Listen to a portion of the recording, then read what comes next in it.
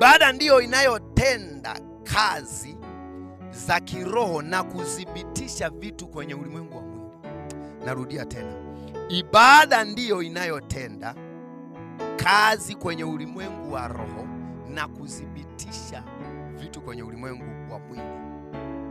Lakini pia ibada ni tendo la kiroho na sio la kimwili.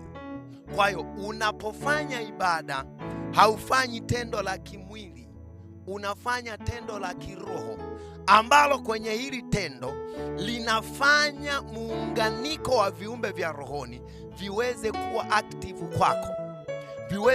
active kwako, Kwa mfano, mtu mwenye uamsho wa roho ya ibada ndani yake, moja kwa moja maisha yake yatakuwa yanaongozwa na viumbe vya rohoni, yatakuwa yamefunikwa na viumbe vya rohoni.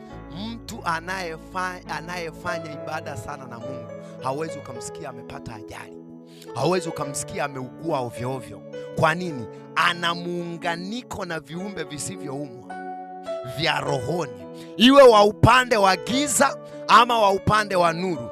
Ikiwa wa upande wa giza anafanya na ana survive, wa upande wa nuru ni zaidi. Unataka kuzidiwa na mtu anayefanya ibada na majini yanamlinda? Unataka kuzidiwa mtu anayefanya ibada na mashetani? Halafu wewe unataka kuinuka tu, mimi nitamiliki na kutawala. Mfanyie Mungu ibada. Kuna watu wanafanya ibada kwa matendo ya mwili, lakini viumbe vya rohoni vinakuwa active. Mtu yuko tayari asilale mpaka afanye ibada na Mungu yake.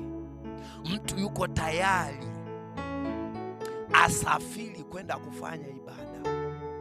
Mtu yuko tayari ajitenge na watu afanye ibada. Wewe wakiwepo marafiki zako, hakuna ile unaanza nitafanya kesho, kwa sababu marafiki zako hapo. Unajua kabisa huu ni muda wa ibada, au ni muda wa kwenda kanisani, huu ni muda wa kwenda na kusema na Mungu. Kwa sababu mtu anapoingia ibadani, bado sijazungumzia roho ya neema na kuomba, nazungumzia ibada. Ibada ni mjumuisho wa vitu vyote.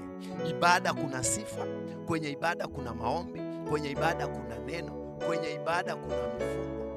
Yani wewe kwa sababu ya mazingira yanakufanya sasa, siwezi nikafanya, siwezi nikanini, kwa sababu ya mazingira.